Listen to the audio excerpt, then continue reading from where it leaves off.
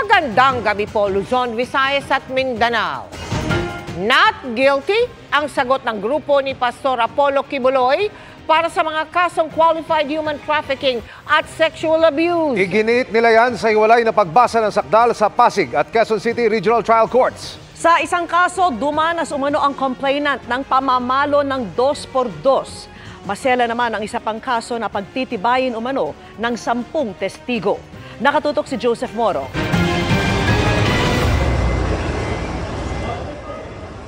Bantay sarado habang balot ang mukha ni Pastor Apollo Kibuloy nang dumating siya sa Pasig City Regional Trial Court Branch 159. Kasama niya ang 4 na kapwa-akusado sa kasong qualified human trafficking. Tatag lang. Ayon sa PNP, request na Kibuloy na magtaklob ng muka. Inalis na po yung kanilang cover and even po yung handcuff po nila. Bawal ang media sa loob ng courtroom. Nakaharap ni Kibuloy at ng iba pang akusado ang complainant na tinatago sa pangalang Amanda. Not guilty ang sagot ng grupo ni Kibuloy. Basta not guilty yung kanyang plea, okay? Walang kasalanan eh. Walang kasalanan. Siyempre, yun lang.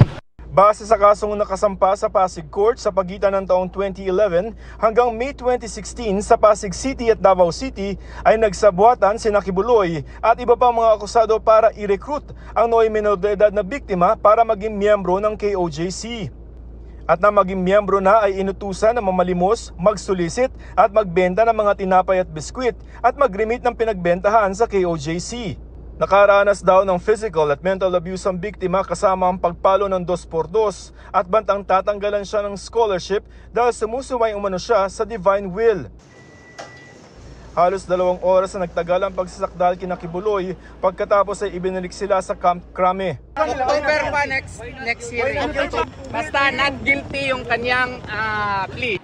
Pasado 1:00 ng hapon naman, humarap sina Kibuloy sa Quezon City Regional Trial Court Branch 106 pero online na lamang para sa arraignment at pretrial sa kasong isinampa sa kanila sa Davao Court pero ipinalipat dito sa Metro Manila. Dito sa Quezon City Regional Trial Court Branch 106 na harap sa kasong child abuse at sexual abuse si Pastor Apollo Kibuloy dahil umano sa persang pakipagtalik niya sa biktima na menor de edad pa noon na nirecruit din ng grupo.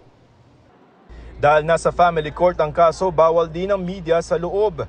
Dumalo din ang biktima at mga abogado niya pero online na lamang ang naging pagsasakdal kina Kibuloy. Not guilty plea din ang inihain ni Kibuloy.